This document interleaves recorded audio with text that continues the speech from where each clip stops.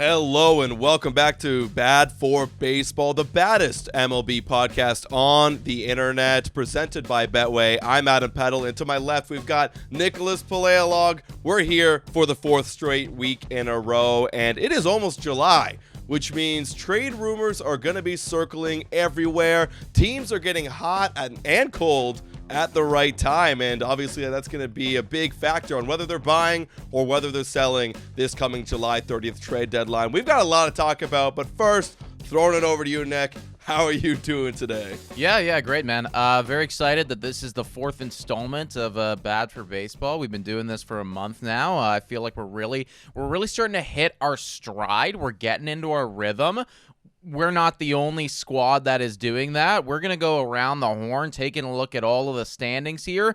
I'm looking at some of these other squads that they took them a little while, but they're starting to figure it out, man. I mean, the New York Mets are standing out to me a little bit. A couple other teams in here, like the Houston Astros, they're starting to stand out to me. It's like kind of similar to Bad for Baseball right now. Took them a little while to get going, but when they're going, I mean, they're about to go on a bit of a generational run, just like your boys right here. Hey, shout out to everybody who watched our last episode. That was our biggest episode on the YouTube platform, so thank you everybody for tuning in. And if you haven't already on the YouTube platform, make sure you hit that like button and subscribe to Bad for Baseball. We're coming out with weekly episodes, and soon maybe bi-weekly. It could, or twice a week, I mean. So it could be some more content coming soon. But yeah, dude, there's been so many teams that have who looked like they were going to sell. They looked like they were out. And one of the teams was the New York Mets. And then, like we talked about last week, Grimace comes out of nowhere, throws the first pitch. I saw a video of Grimace slamming beers in the rain delay during the Subway series. Not the official Grimace, I will say. Not the official one, but a dude in a Grimace outfit. That was the greatest thing I saw on my feed last night. Like, that just shows how difference a month makes in baseball, where you could be out, but now you're weighted back in and you're celebrating like Grimace being your savior. Well, quick shout out here to Talking Baseball and John Boy and all those guys. I saw that their most recent podcast, I think they titled it something along the lines of teams that we were most wrong about. Right. And, I mean, that kind of leads us to what we're going to talk about later. We're going to talk about the most disappointing players in all of baseball up until this point. But I'm looking around the standings right now, and I'm just curious to know, now that we are exactly halfway, by the way, guys, the New York Yankees have played 82 games, so we are like halfway through this MLB season. That's where we're at. What is the team that you were most wrong about?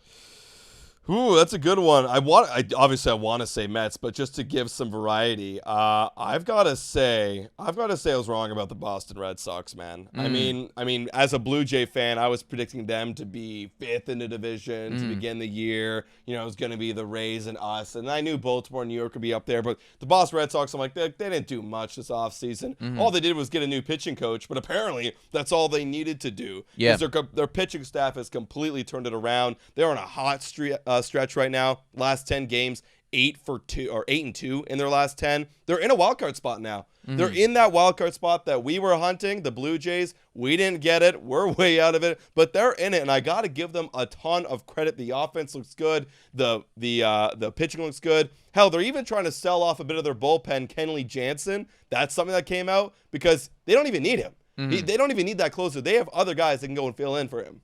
Yeah, no, I completely agree with you, man. Like, I was in the offseason, I was looking at the Boston Red Sox, and I thought maybe, but this is definitely exceeding expectations for me. Like, I was thinking maybe they could be an 82-win squad. Who knows? Maybe they still will be, right? They you could have a bad second half, but this is absolutely the first half that you're looking for if you're a Boston Red Sox fan. Yeah, 100%, man. 43-37. Who would have thought they'd been there? Not me. But let's go back to those New York Mets. I think to begin the season, I did have hope that they would be like a 500 squad, which is exactly what they are right now. They're 39-39. But I got to say, I was wrong. End of May, it looked like it was Sell City. I mean, our first podcast, we were talking about J.D. Martinez getting sold off because he was starting to look good. Pete Alonso was still a big talking point. I don't think so anymore. I don't think Pete Alonso's going anywhere as long as the New York Mets are within striking distance. They're 1.5 games out, and I think this squad has some life to it. I don't know why or how. Maybe it's Grimace, but on a real note, like, they are smashing homers like nobody else. And that Subway series, dude, was just unbelievable. They destroyed the New York Yankees 12-2. Hats off to the New York Destroyed. Mets, man. Hats off to the New York Mets. Obviously, the Yankees, I mean, they're going through a bit of a rough patch right now. But, I mean, on the season, like, you're looking at one of the best teams in baseball, and the New York Mets just had their way with them. I'm looking at the playoff odds right now, folks. The New York Mets, less than a month ago, okay, so on June 2nd, I think that was the lowest point for them. They were at a 7.9% chance to make playoffs, right? So, like, you're thinking to yourself, okay, we are officially done if you're a New York Mets fan. I'm sure Frank the Tank, if you you guys know Barstool Sports or anything like that, like, that guy would have been like, he would have been in the tank for sure at that point. I saw Frank the Tank looking at, there was a Yankee poster and a Mets poster side by side down in New York. The Yankee poster was like, we're elite, like, you know, going to the postseason, like superstars. And then the Mets one was an ad for whiskey. And Frank the Tank was like, I'm going to fucking need it watching this team. And I was like, dude, he's in the tank. Listen, man. Okay, when you're down to 7.9% on June 2nd or whatever it was, like, you're allowed to be in the tank, man. Like, that guy likes to overreact a bit. But, like, you know what? Honestly, you're allowed if you're that bad. Now, on June 27th, so less than a month later, they're now up to 42%. So that's insane. That is insane, right? I'd be smashing beers in a Grimace outfit. Yeah, and that is actually the okay. So on April 20th, they were at 44, but they are almost at their season high right now. Like you know, in the span of what is that, 25 days? Yeah, like they have a month, like literally just gone absolutely nuclear, and like they are on a full upward trajectory right now. So I guess for all those teams that are out of it right now or seemingly feel out of it, the New York Mets are a great case study because, again, we are Toronto Blue Jays fans at heart. Like, that's what we're looking at. I think our playoff odds right now, Blue Jays playoff odds are sitting somewhere around the 5% range, which again, like, I feel like we are completely done. New York Mets were right around that same mark a month ago and, you know, completely turned it around. All you need is a, you know, legendary McDonald's icon slamming beers for you, and you can get all the way back. Can we get the Ronald McDonald? That might change everything, dude. I'm straight up talking to the Blue Jays, the Toronto Blue Jays front office right now. You have to bring Ronald McDonald out for the first pitch for Canada Day. That's when it happens. Ronald McDonald has no correlation with Canada Day, but I feel like those two elements combined will get this season back on track. I think you know what, I hear what you're saying, and I like the I like your train of thought, but I think you could be thinking about it the wrong way. Like New York and McDonald's, I feel like there's definitely a correlation right there. I think we need to like revive Tim Hortons or some shit. Do they have a mascot? I don't think they do. I think it's just Tim Horton, like the hockey player, who, correct me if I'm wrong, is not with us anymore. I don't actually know. Yeah, I don't know. What if we just got Wayne Gretzky to come out and throw the first That pitch? might do it. Yeah, that might do it actually. Exactly. Like that's what I mean. Like one of those level of Canadian icons comes out and just gets it done. But all kidding aside, I mean the New York Mets as a whole, everybody is turning it around. I'm looking at their last 15 days right now. And you have 1, 2, 3. You got 6 players with an OPS well over 1. Wow. By the way, that doesn't even include Pete Alonso, who's turning it around. His OPS is over 800. You got there's so many guys right now that are going absolutely insane. They have the number 1 ranked offense in the last 2 weeks, just destroying the baseball across the board. And the pitching has turned it around too. Ranked 3rd in baseball. So when it comes to the trade deadline, we have now lost a seller.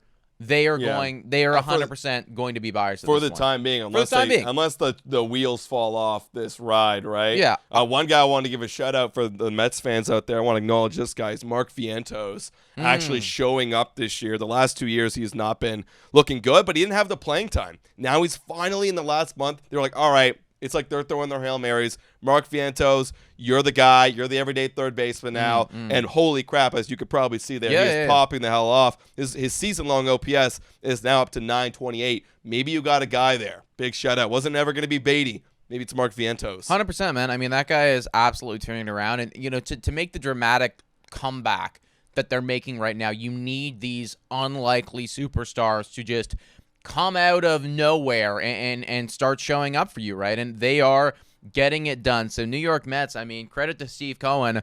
You know, that guy hadn't put together a squad, and then all of a sudden, put together a squad. I want to circle back and just go, I guess, how we kicked off this whole conversation. I was like, teams that you were most wrong about. Yeah. And I was thinking, like, as you were talking about the Boston Red Sox, I want to take the flip side of the coin right now. Boston Red Sox are 43-37. The team that I'm looking at that I was the most wrong about, and I think a lot of people in the MLB were probably pretty wrong about, they're 37-43, so the flip side of the record. And that's the Texas Rangers, man. Literally reigning World Series champs out here. And what the hell is going on? I'm looking over at their statistics. Adolis Garcia, where did you go? Right. Like a 684 OPS on the year. I know we're going to talk about it a bit later. The most disappointing players and teams in the MLB. I would argue that the Texas Rangers are right up there for both of those statistics, right? Adolis Garcia, superstar last year, batting .218 right now, fell off the table. Marcus Semien, what is happening with you, Marcus? Like, you were, for a while there, a couple of years, regarded as maybe the best second baseman in all of baseball, and now completely fell off the table. Jonah Heim, last year, phenomenal. Right. Where are you right now? Texas Rangers could just be going through like that serious World Series hangover, and that is a real thing. I do think that that's a real thing. I mean, you win the ring, and the offseason automatically becomes kind of party time instead of going back to work time. Yeah. But this does feel like quite the dramatic fall off from winning last year to where you are right now. Do you think that the Texas Rangers could actually be sellers at this deadline? I mean, because I'm looking right now, you got Kirby Yates, who's popping off, actually. 28 innings out of the bullpen. He's got a 0.95 ERA and a whip under 0.95. Yeah. That could be a piece you could flip, right? I mean, the biggest thing with them is they didn't really have much dominant pitching to begin the year. And now they're getting Max Scherzer back finally. And what's he going to be? We'll find out. He was scoreless in his first outing. But, I mean, it might not be a bad idea for them to retool a little bit. I mean, you're riding that Semien contract. You're riding the Corey Seager contract.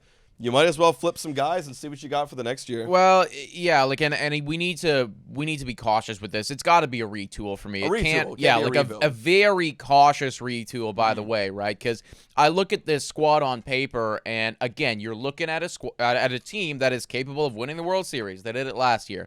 I wouldn't be shocked at all to see the Texas Rangers go on the New York Mets level run right now in July or in August. So if you are gonna sell, it needs to be a tiny piece here, a tiny piece there, and you are going, once again, all in 2025, right? Because you do have the core here. It just, for whatever reason, they're not working this year. Like Nathaniel Lowe. That was a guy who was phenomenal last year. He's got an OPS over 700. All of the players that were dominant for them on that run just aren't right now. Even Corey Seager, and I know that he's dealt with a little bit of injuries here and there, but still played in 69 games. That was an MVP candidate last year, and now just way less from what he's doing. So I think that they need to just evaluate what's going on with them internally. This feels like an internal thing, and again, it really could just be like we all got fucked up over the offseason because we were partying with our World Series title. That's a long ass hangover. Well, you know what? Everyone always talks about the World Series hangover, the Super Bowl hangover, whatever. And for a while, I never understood it, but I do get it in the sense of, like, when the off season, if you're really grinding it out, like you are going to work, you take a week or you take 2 weeks off or whatever it is, but then like you're hungry again and you're back in the gym, you're back in the training facilities, you win the World Series, all of that becomes so much less, right? We accomplished the goal. You did it. We did it, Congrats. right? Especially too if you're somebody like a Marcus Semien who's getting, on the back half of his career.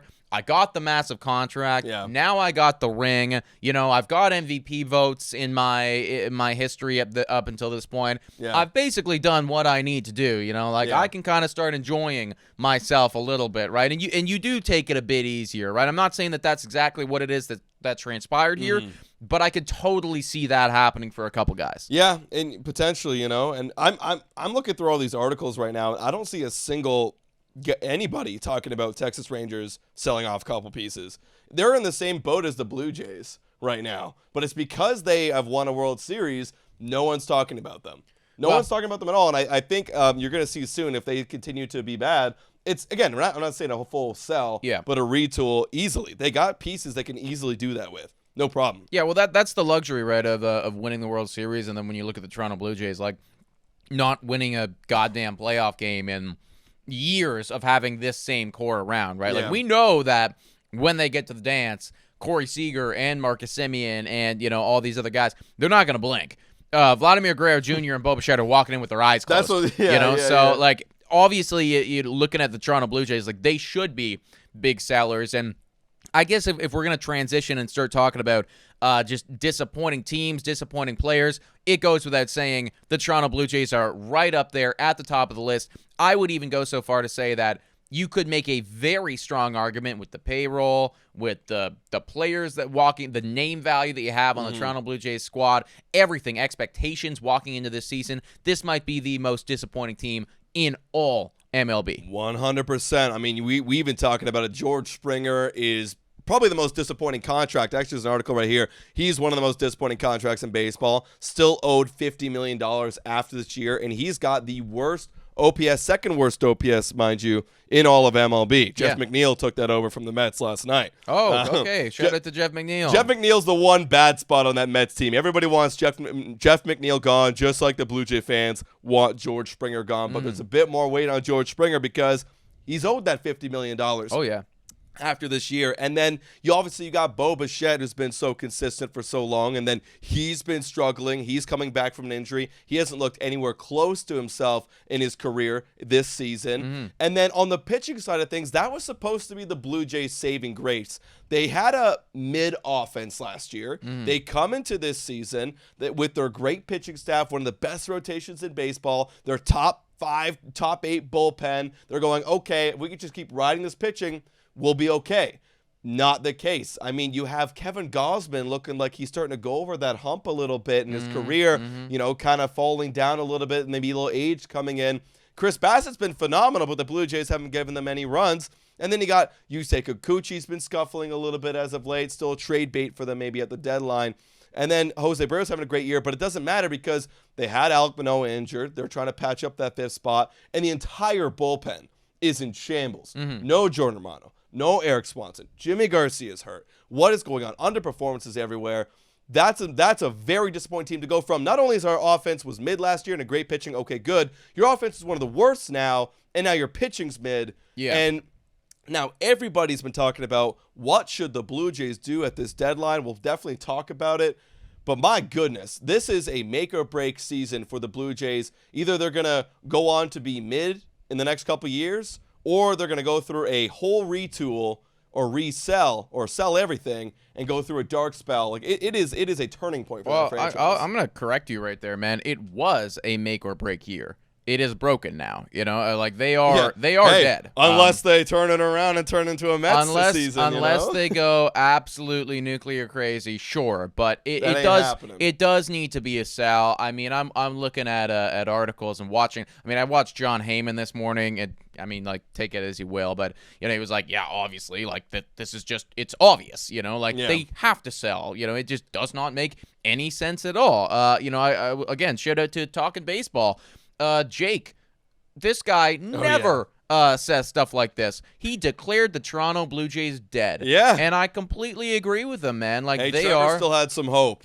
Trevor still had some hope. Well, he said they aren't alive, but they aren't dead. Okay. I mean, I maybe that's worse, actually. Like, like at least if we're What dead, are we? we know. It's like, we're not alive, but we're not dead. Trev's just saying that we're in fucking purgatory right now, which I yeah, guess literally. you could also That's argue to actually be true, right? So no, I think it was a make or break year, and I think that they've proven that it is broken. So a lot of changes will need to be made there, and they are assuredly one of the most disappointing squads that is going to need to trade away a bunch of pieces. I know that we're going to break down a lot of this like later in this episode, but we got a big article here from Bleacher Report, and one of the topics discussed here, going through 10 trades that they are predicting is going to happen come MLB Trade Deadline, is Bo Bichette to the LA Dodgers, which I do think would make a lot of sense. But when I look at the return right here, they're saying that the LA Dodgers would be giving up their 3rd-ranked prospect, 6th-ranked prospect, and then 10th-ranked prospect. Smash.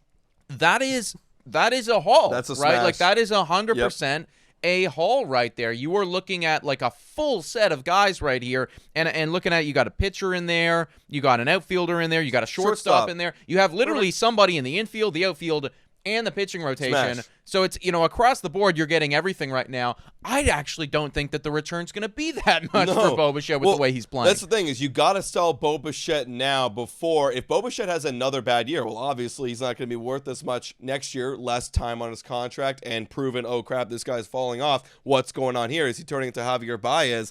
I think the Blue Jays should try and sell him right now while everyone's still thinking, wow, it's just a bad couple months. Stretch, no big deal. They're not seeing what we see when we watch Blue Jay games, that this guy cannot figure out what pitch to select to hit. He's swinging at everything. His strike zone is the other batter's box. Like, you have to sell him right now before he falls off. And hey, look, maybe the Dodgers do what they did with Cam Biggio. I mean, Cam Biggio's not turning it all around, like I'm saying, but they go, hey, they actually have the balls to say something and go, hey, stop doing that. Stop. For Cam Biggio, it was, hey, be more aggressive, swinging at the pitches, coming in the zone on 2 strikes. You have to be aggressive. What does he do? He's getting more hits. Bo Bichette, it's, hey, stop swinging at balls borderline. Stop doing that, because they're going to pitch you there. So, look, Blue Jays don't have the balls to say that to their guys. Maybe the Dodgers will, and hey, give me all these guys in return if I'm the Jays. 100%. No, I think that would be an absolute steal right there. But, you could make a strong argument that Bo Bichette's right up there for one of the most disappointing players in MLB this year, just the way that he's playing and the expectations that he has. So I would be a little surprised if that was the return that went in the other direction for the Toronto Blue Jays. But you know what? LA Dodgers, sometimes they like to pull the trigger, and they'll pull it heavy to get their guy. If that is their guy, then maybe that happens. Let's move on and talk about another player that is just surprising me like crazy. I actually made a little short on him, on this channel, by the way. Corbin Carroll. What the fuck is going on there, man? Oh, yeah. 9th worst OPS in baseball? My goodness. We're talking about the Rookie of the Year last year, who was looking like, like this was going to be one of the next stars in baseball. In fact, if somebody would have, if you would have signed him to a $200 million deal last offseason, I would have said that's a steal. Good signing. That's an incredible steal. And this year, I mean, he's still getting the stolen bases. He's got 14, which is down for him, obviously. But, that's got to do more with the fact that he's just not getting on base as much and not hitting as much. But that OPS is 621 right now compared to the 868 OPS he had last year. He's got 2 home runs on the season. 2 in 78 games. That's on pace for, pretty easy math here, 4. Corbin Carroll is on pace for 4 home runs on the year. What in the fuck is going on there? Dude, I'm looking at it right now. All of his slugging numbers are way down. Expected slugging way down. I don't know why. Is he expanding the zone? I'm looking at his baseball savant. His batting average against the fastball dropped from 296 last year to 233. He's not, and the thing is, I'm trying to figure out what the problem is. He's not chasing. He's actually chasing less this year. He's whiffing less. He's K'ing less. Why is it that his slugging is completely gone? Are people pitching to him better? Is he getting a steady? Well, he's getting a more steady diet of fastballs, funny enough. And that was his best pitch he hit last year, and he's getting a lot more of them, and it's not working. In fact, he actually hits the breaking ball a lot less. He hits it for 154 compared to the fastball at 233. He's getting more fastballs.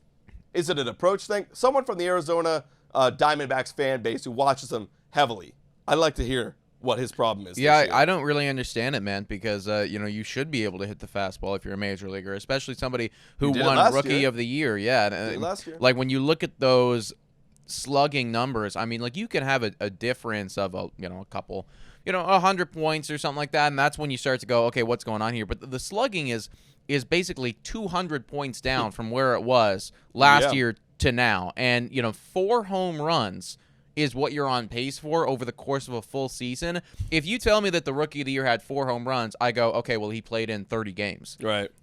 Not the whole fucking season, and that is what's happening right now. That might even be unheard of, to go from winning Rookie of the Year and then the next year going on pace to have, less than 5 ding-dongs on the season. And obviously, maybe he turns it around, but that's abysmal. It is. It's shocking. Diamondbacks fans, we feel for you, man. I want to actually flip over on the pitching side of things for guys who are very disappointing. Pablo Lopez on the Minnesota Twins, dude, fifth worst ERA that is that counts in all of baseball. 5.11 is his ERA, and I actually have no idea. Again, mystery to me, because you look at his Baseball Reference, he's throwing the fastball a lot more this year, and actually it's way more effective this year. Batting average against of 172 versus last year of 268. But his breaking stuff is getting hit a bit more. Maybe he's becoming more predictable. But the Minnesota Twins, I mean, their pitching staff right now is kind of meh. And it's because Pablo Lopez, they're really depending on him to be the guy. And now, all of a sudden, he's not. And it looks like the Twins, they're definitely, when we get to it, they're definitely going to be in the market for looking for a starting pitching. But that's extremely shocking and disappointing for the Twins. It's shocking that they're still in a playoff race with their ace kind of playing like this. Yeah, 100%, man. And when you look at Pablo Lopez being 28 years old, like for a pitcher, crazy, to me, he's pretty young still. Oh, I know. He's got tons of time left, honestly. Like, you know, and that's the thing. Like, he's been in the league now this is his 7th year, and he's already accomplished a lot.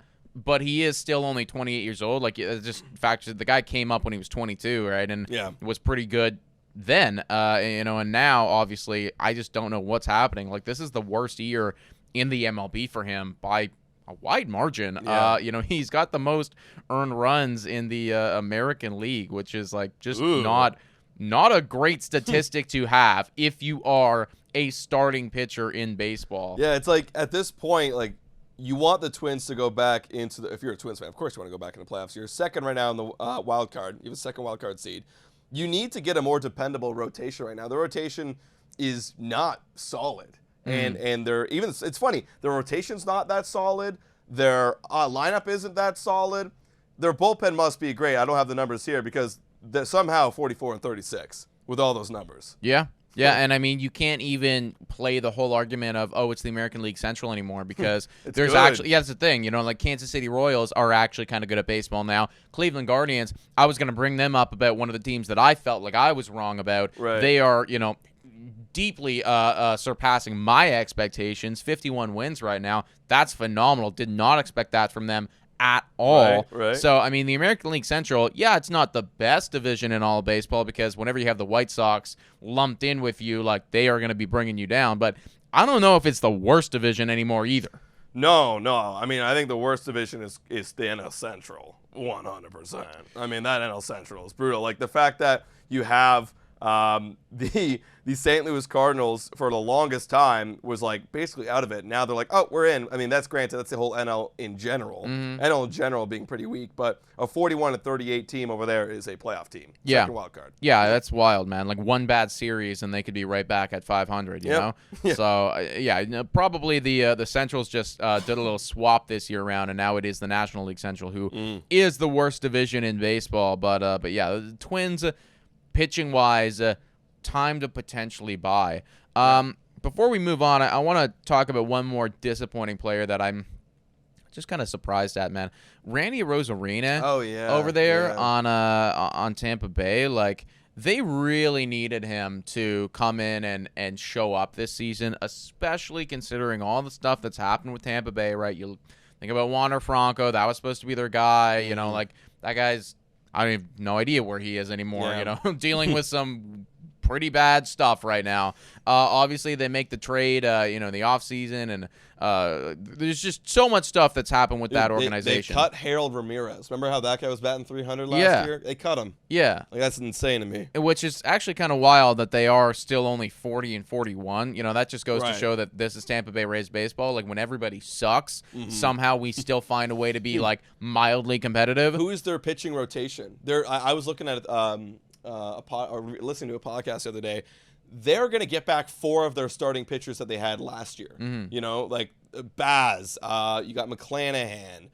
You're going to have 4 guys coming back. They don't have this year, and they're somehow still around 500. Yeah. It's shocking. But yeah, Arozarena, I mean, very disappointing. That's a guy that a lot of people are talking about as buying.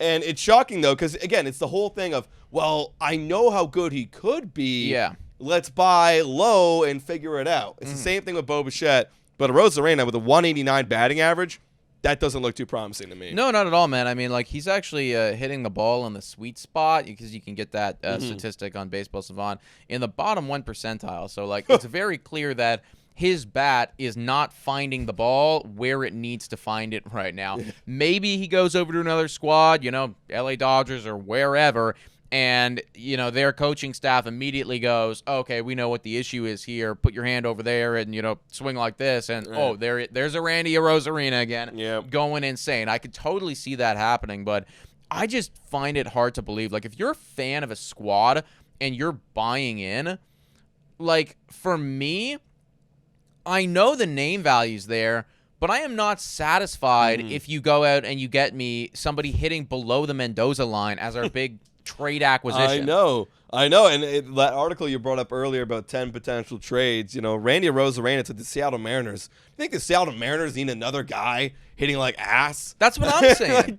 That's literally what, like, the Seattle Mariners, even though they are leading their division, I've seen Mariners fans in the tank right now because, like, they know what's coming. They see the Astros right now, like 8-2 in their last 10. They're back at 500. They see them starting to get into the rearview mirror, and they see the writing on the wall that their offense can hit for shit. And you think that bringing in somebody hitting 189 is going to solve all their problems? Dude, they have a 219 team batting average right now, the Seattle Mariners. That's terrible. Why the hell would I go and get a Randy Arozarena? That's terrible. The only reason why they're actually linked in this article together is because John Morosi said back on December 3rd during the winter meetings that apparently Mariners and Rays were in like heavy talks in Nashville, and they spoke about Isaac Paredes, Randy Arozarena. His name came up in a few scenarios, so they're thinking like, oh, they're going to rekindle this conversation to get a Randy Arozarena. You know what the return would be? And oh my God, Seattle, you're crazy if you did this. They would send over the number 4 ranked prospect shortstop, number 9 ranked prospect, and number 10 ranked prospect. I can't be doing that. Why in the hell?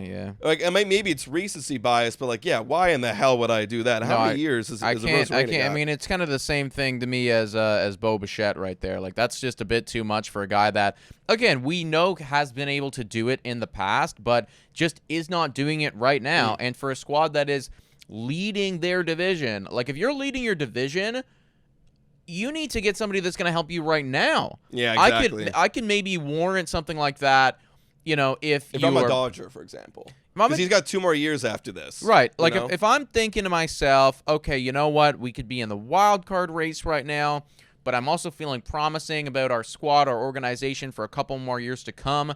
Maybe I make a trade for Randy Arozarena. Yeah. If you're the Seattle Mariners, though, man, like, this is the best situation that you've been in a while. Literally. I go out and I buy, like, the best available just 1 year or 2 year rental bat that is doing it right now. Yeah. I can't agree more. I memean, the Mariners, they need to get back, man. They were back in 2022, not back last year. Who knows if they're going to be back this year? And, like, they don't have a... Like, they're 46-37 for sure, but only 3 games back are the Houston Astros, right? And, like, we're talking about the Rangers, only 6 games back, right? Like, 1 month, and that could swing, right? So they got to go, and I think, they got to make a big move soon. Do you think that the Seattle Mariners are going to hold on and win that division, or do you think that Houston's going to come in and sweep in and take it? Or alternatively as well, we already talked about them. They're off to a terrible, terrible beginning, but Texas Rangers, like, they could at any moment. Like, I'm looking at the American League West right now, and I kind of want the Seattle Mariners to win just so it's like for the sake of variety right here. Right. But I just don't know, now that the Houston Astros are rolling, I don't know if you can stop them. Like, I think they're just fucking inevitable. I think Houston Astros are going to win the AL West for sure. And I say for sure because, look, they're only 3 games back now. Their pitching's 3rd in baseball in the last 3 or 30 days. They're going to get Kyle Tucker back in that lineup, their top 10 lineup in the last 30 days. They're going to make a trade at the deadline. I mean, this was kind of being tossed around. We're talking about trade rumors. Vladimir Guerrero Jr.'s name's been tossed around recently. Don't know how true it's going to be that they would be looking at Vladimir Guerrero Jr. But that's the thing. They're setting their eyes really high that, okay, we need to fill up that first base position. Let's go make a big move, and let's get this train cooking. I'm saying they're going to win the division. I know the Mariners. I know the Mariners. Right. They might flame out with a team batting average of 217. Yeah. I know the Toronto Blue Jays. that will only last so long. As soon as your pitching falters, boom, losing streak coming. Yeah. That's exactly how it's going to go. No, I definitely agree with you on that one, man. And I feel like the Mariners, if they want to hold on, they are going to need to do a little bit more than just buying Randy Arozarena at the deadline. They're going to need to do a lot more.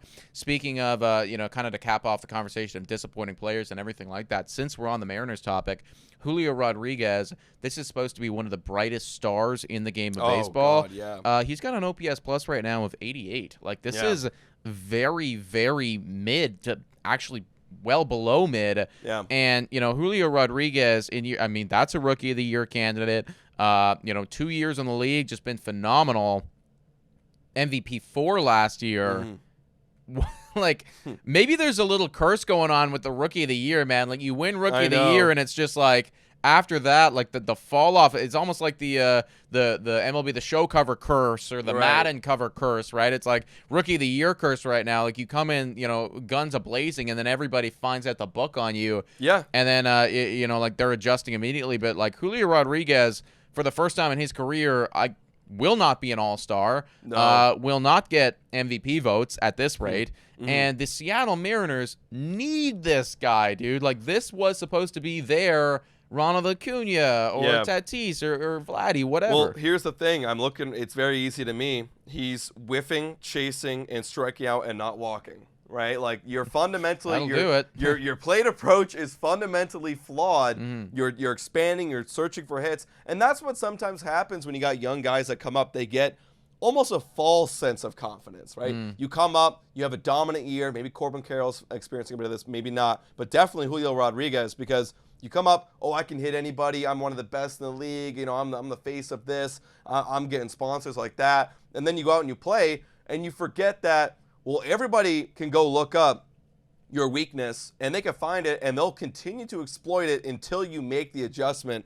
And it's up to you now. It's not up to them. Like, you're not just going to magically, if I keep playing the way I used to play, I'm going to now all of a sudden continue my path of terror. No, the greatest hitters in the league, Shohei Ohtani, makes adjustments probably mid-bat every single time. All the time, yeah. Right? You have to now make a mid-season, and if not mid-career adjustment, which, I'm not saying it's easy, but should be easier than the mid-at-bat adjustments. Like, you have to now you have to find out what is plaguing you to get back, because clearly when you're chasing, when you're 7th percentile in chase, 12th percentile in whiff, and 14th percentile in K, there's something wrong, and you're going after pitchers' pitches. Yeah, man. And I'll tell you right now, if the Seattle Mariners do want to hold on and win the division, they're going to need this guy. They're going to need this guy to turn it around and be the guy that he was in year 1 and year 2, because who he is in year 3 is not somebody that you even want on your baseball team right now. Don't become Bo Bichette or George Springer. Oh, God. No. Listen, I don't think he's going to. I believe in the talent of Julio Rodriguez. There's just like an aura around guys, and I mean, like, what analysis is that, Nick? Like, no, I feel you. Like, I genuinely think that there's like an aura around Julio Rodriguez. Like, maybe it's just because he's such a likable guy, but I do think that he's got that it factor, and he will be able to bounce back from this, and he will be able to adjust. But again, this is the best opportunity that they've had in a while to win this division. So, time is now. Time is now, Julio. I agree. All right, let's transition a little bit over to these trade rumors, guys. We kind of brought up a few of them during this podcast, but I think it's interesting to note.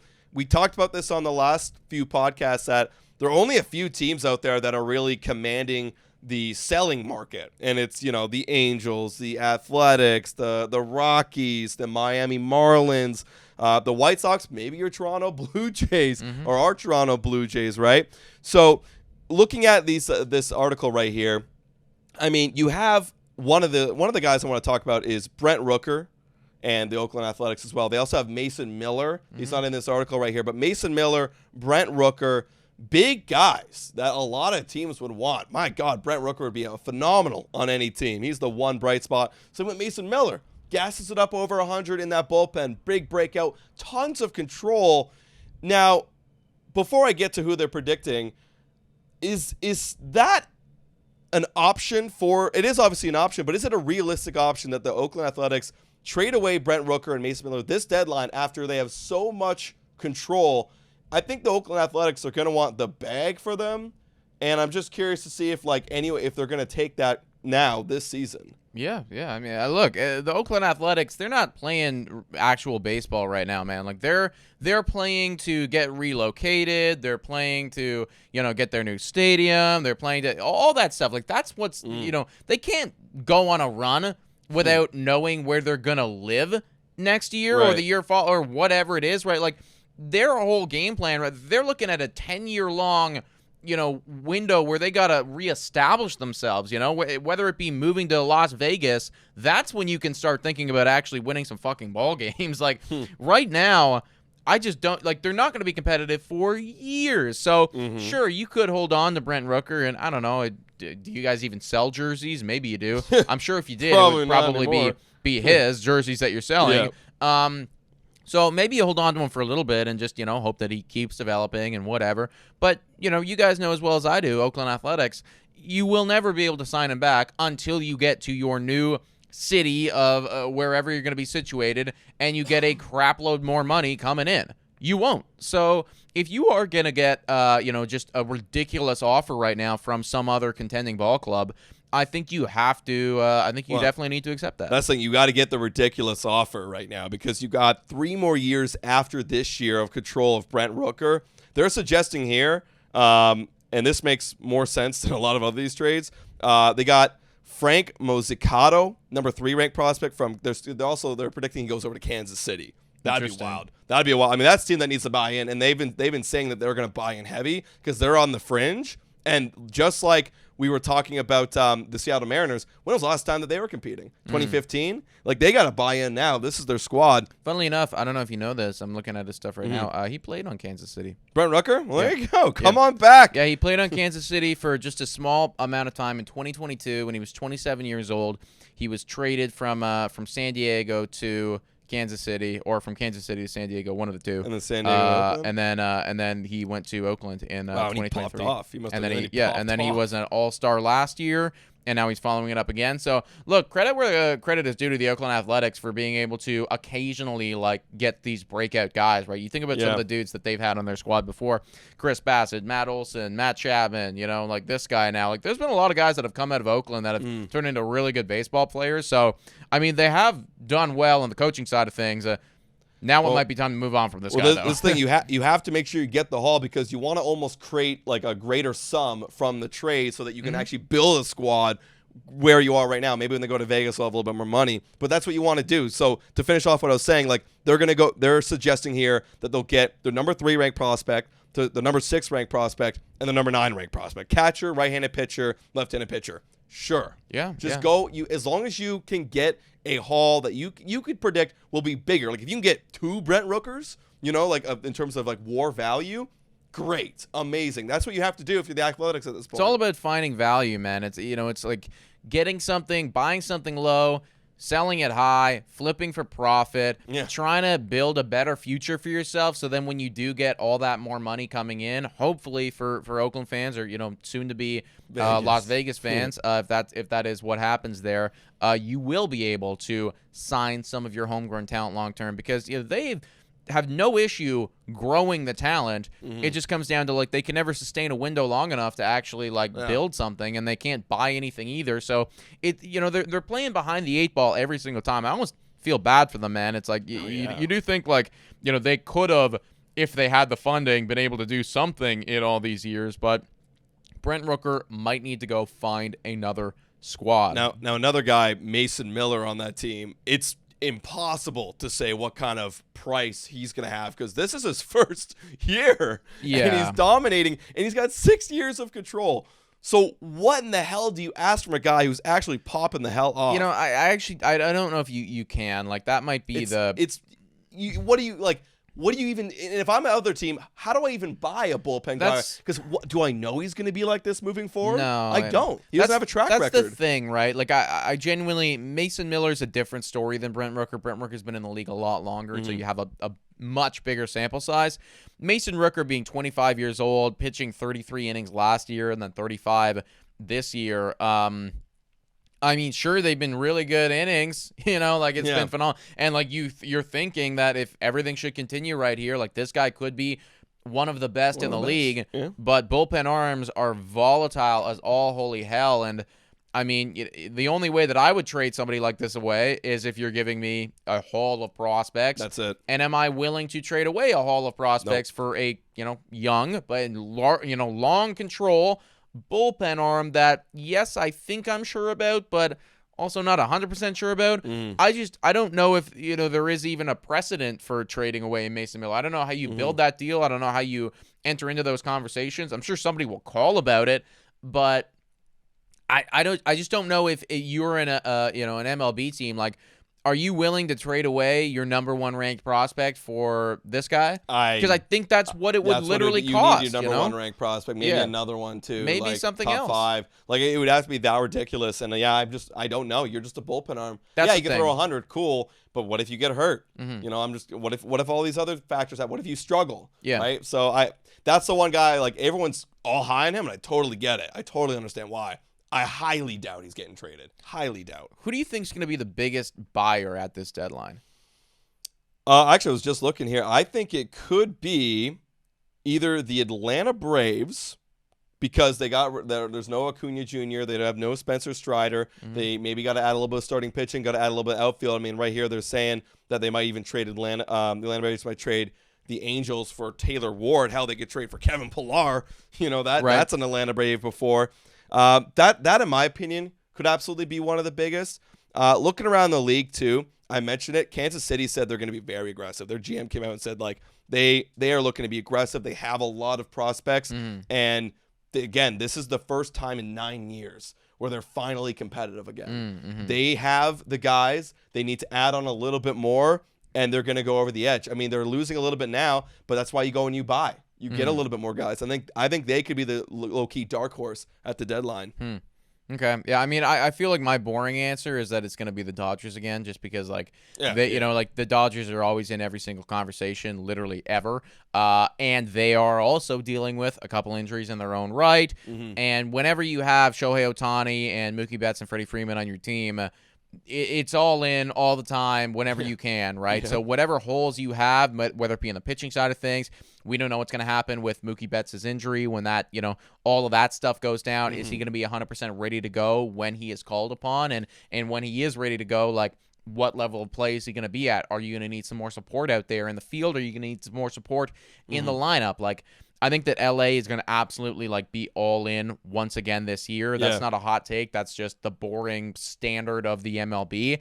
I also think that it is now time for the Baltimore Orioles to start to change their way of thinking. And even though you have every single amazing prospect in the world, now you can afford to part with them. Right. I was looking at the top 100 prospects today. This blew my mind. 4 in the top 20 are Baltimore Orioles.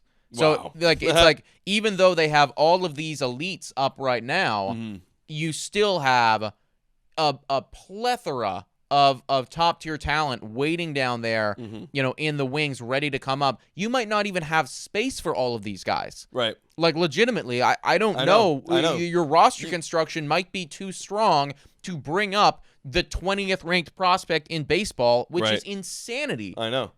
Yeah, I know. I think the time is to sell, and they got some new ownership. Or to buy, excuse me. They got some new ownership, and when they got the new ownership, immediately they got Corbin Burns. So, like, maybe this is the change, changing of the guard. Maybe they changed their mentality.